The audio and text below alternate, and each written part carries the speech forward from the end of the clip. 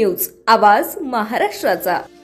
चिंचवड शहरामध्ये गेल्या काही दिवसापूर्वी नवीन आराखड्याच्या विरोधात राष्ट्रवादी काँग्रेस पक्षाच्या वतीने महानगरपालिकेवर महामोर्चाचं जे आहे ते आयोजन करण्यात आलं होतं आणि या मोर्चामध्ये स्वतः अण्णा बनसोडे हे हजर झाले होते।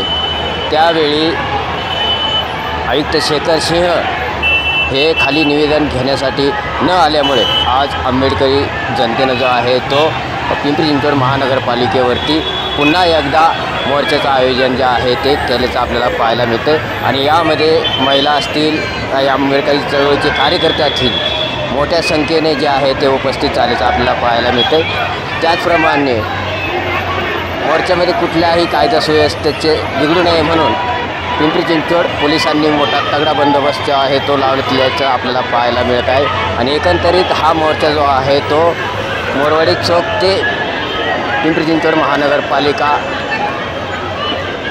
बाहेरील गेट तसेच डॉक्टर बाबासाहेब आंबेडकर या ठिकाणी हा मोर्चा निघलेला आहे आणि एकंदरीत पोलिसांनी देखील मोठा बंदोबस्त जो आहे तो बंदोबस्त लावलेला गेल्याचं आपल्याला पाहायला मिळतं।